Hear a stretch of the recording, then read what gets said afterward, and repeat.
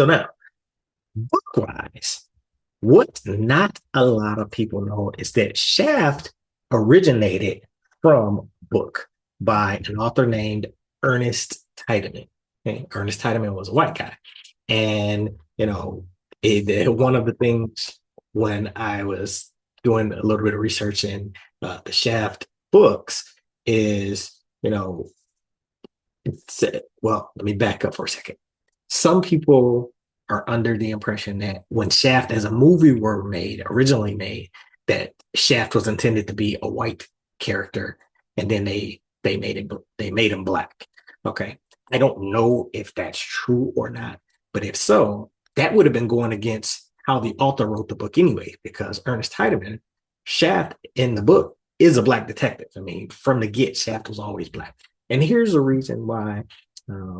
I also gonna take a little side journey here. I don't think James Bond ever needs to be black, because to me, trying to make James Bond black is like trying to make Shaft white.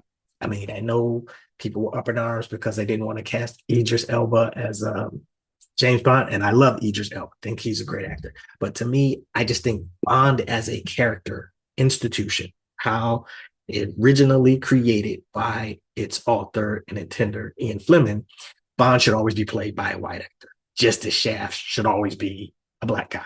And so, just my personal opinion. All right. But this is the original cover from the Shaft, uh, from the original Shaft from the hardcover edition. Okay. What happened is the as the popularity of the movie took off, they then start repackaging and they put it out under paperback with the same cover of the movie. Now, one of the things I love about, or that I wish they would have done in the movie, is the character Bumpy Jonas, the mobster from Shaft and Shaft's Big Score. In the book series, his original name is Knox Persons. And to me, that's a much livelier name.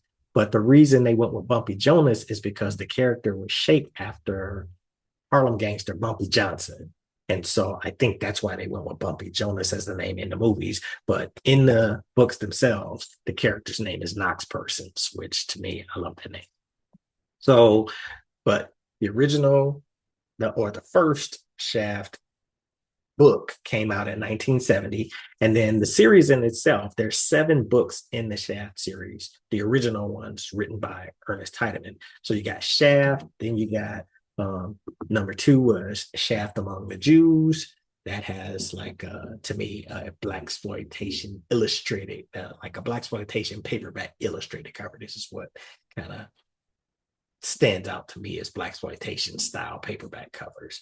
Then number 3 was Shaft's Big Score, which they just did the movie poster. And really, this one, from my understanding, is the book was written as a novelization of the movie. So it wasn't like this was a book turned into a movie. It was kind of like they wrote the movie script, and then Tideman just novelized the movie script into the paperback. Okay. Number 4 was, what was number 4? Number 4 was Shaft Has a Ball. And this is, of the 7 book series, this is the only one that I personally have, that I've actually personally have, and that I've read myself. So Shaft Has a Ball. Number 5 was Goodbye, Mr. Shaft. And when he got to number 4, that from what I found out is, so 1, 2, and 3, Shaft Among the Jews, Shaft Big Score, Ernest Tideman wrote himself. At number 4, so Shaft Has a Ball, he started taking on co-authors, or, the manuscript was written by someone and he kind of did final editing. So this one, although, it says Ernest Tideman, the manuscript was written by a gentleman named Robert Turner. The 5th one was one called Goodbye, Mr. Shaft. Number 6 is Shaft's Carnival of Killers. And I should say Goodbye, Mr. Shaft. The manuscript was written by Philip Rock. Carnival of Killers, so this one came out in 1974. The manuscript was done by Robert Turner, who, did Shaft Has a Ball with him, and Tideman edited it. And then the last one, number 7, was known as The Last Shaft, and Philip Rock also did that manuscript. Now, as I did those, you saw a few regular covers, you saw some Blaxploitation paperback covers, but just as how popular Shaft was as an institution as well is, he went international, and thus over in the United Kingdom, they had several Shaft covers as well. So these are from, I think it was called Corgi, is the name of the publishing house that put it out over in Europe. So you got Shaft Among the Jews. Shaft has a good time. It's Shaft, Last Shaft. So still cool Blaxploitation type covers from the United Kingdom. Okay.